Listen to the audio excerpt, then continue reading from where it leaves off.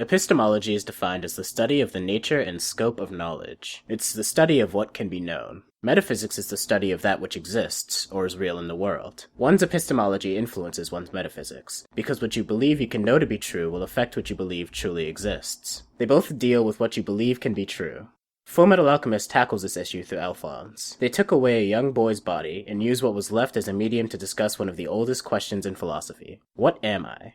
Alphonse doubted his existence, questioning whether his memories of his human form were real or created by his brother. Alphonse's largest motivation is to reclaim his body, as this will solve both his metaphysical and epistemological worries. After all, the proof of his body is enough to confirm his existence. Or is it? René Descartes may beg to differ. For those of you who aren't familiar, René Descartes was a 17th century philosopher. In his meditations, he too contemplated the metaphysical issue of whether or not he was real. Unfortunately for Alphonse, he didn't believe that his possession of a human body was good enough evidence to conclude that he, as he knew himself, existed. Furthermore, he wasn't only contemplating his own existence. He basically wanted to determine, out of everything in the world, what was real and what wasn't, and he wanted to provide a rational argument for every stance he had. His method was what's referred to as systematic doubt, which is to doubt the existence of everything you know to be true. Your epistemology basically becomes non-existent. As a result, your metaphysical understanding of the world becomes that nothing is real. But let's back up and follow along with Descartes' descension to that state of mind. The first target of Descartes' systematic doubt is his senses. Descartes argued that he knows his senses have been tricked before. There had been times when he believed he was perceiving something truthfully, but on a closer inspection, it was revealed to be something different from what he originally sensed that it was. If this sort of trick could be played on him in the past, it's entirely possible that he could be tricked again, or at any or all times. He argues that everything he's experienced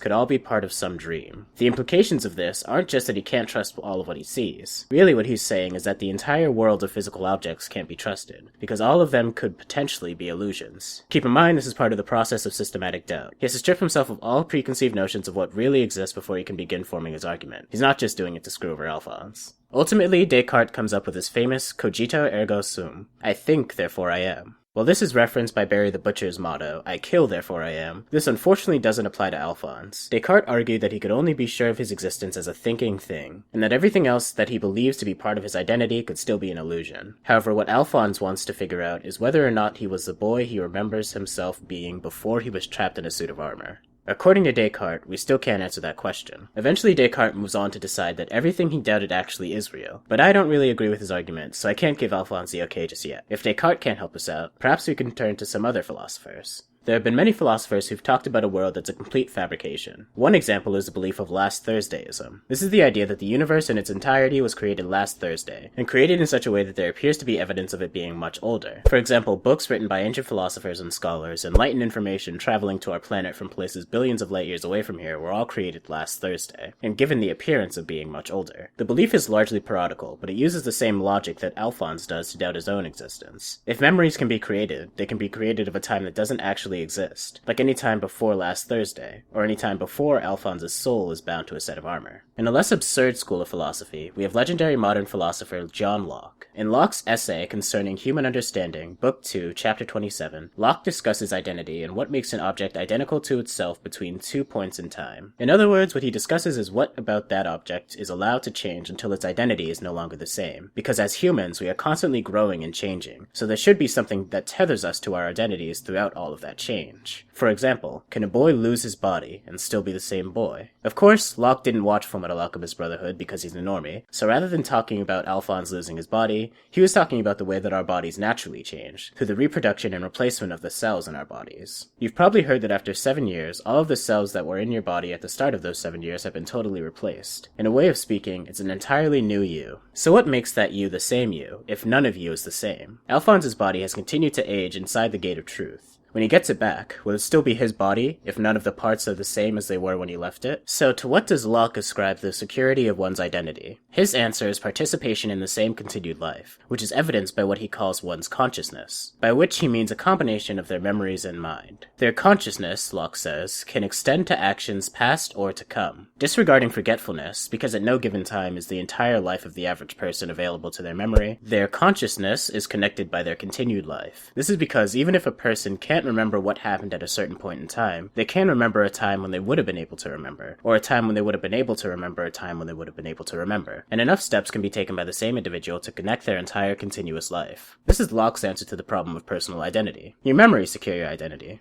There you go, Alphonse. Wait. That doesn't apply to Alphonse at all. His entire dilemma is that his memories could be fabricated. He has no reason to doubt his identity from the moment that he was bound to the set of armor onward, since the metal suit of armor he inhabits is totally unchanging, and the continued life of his soul is separated from the continued life of his body. Well, thanks for nothing, Locke. Maybe it's just like Derek Parfit said in his essay, Personal Identity. Maybe the problem with personal identity just doesn't have an answer and we're wasting our time here. So far, every stance we've looked at has only indicated that poor Alphonse here can't be sure that he did exist. Worse yet, it's indicated that none of us can be sure that we exist. What a bummer. But it has to be worse for Alphonse. I mean, his entire body is separated from his soul.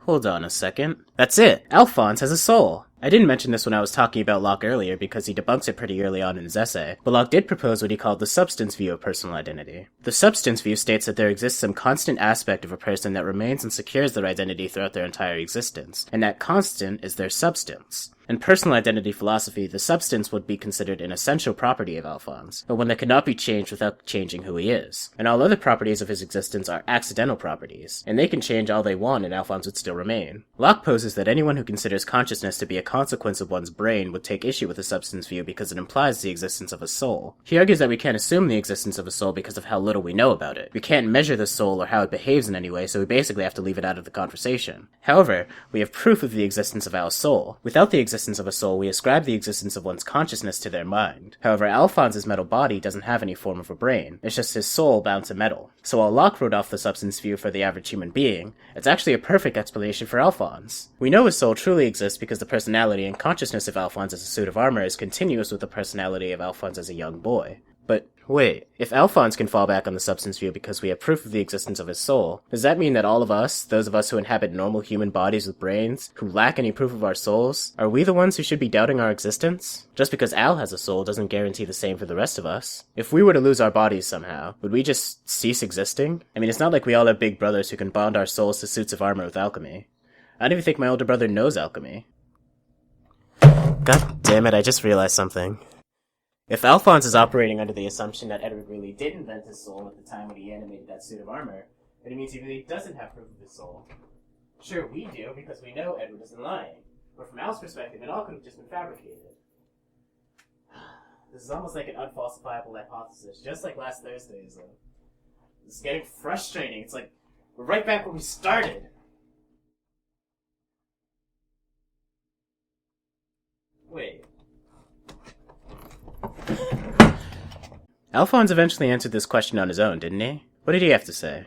Well, he remembered something that Edward didn't, which would be impossible if Edward had invented him. If you think about it, though, Edward could easily have just feigned not remembering fighting over Winry. But the fact that Alphonse ignored that possibility symbolizes to me that he chose to trust his brother. That's not too far from what Descartes ultimately decided either. He basically decided that any god that created him wouldn't do so just to deceive him. And after deciding that, he just couldn't doubt the world anymore. You know, I hate to say it, but I think that makes the most sense. I mean, philosophy teaches you to question everything, but when you do that, you end up convincing yourself that the universe was created last Thursday. Look at how I chased my own tail this video, pouring through philosophical texts to figure out the rational answer to Alphonse's question, and ended up getting nowhere. He just looked at what was right in front of him, and decided not to doubt it anymore. And in the end, he was right. He got his body back, the final proof that he was real all along. Sometimes it's just more practical to treat the world in front of you as if it's real, even though you have no guarantee it is. After all, this world is the only one that you can currently impact, so even if it isn't real, or it doesn't matter in the grand scheme of things, it should be what matters to you. So next time you ask yourself, what am I? Maybe just look in the mirror and accept what you see.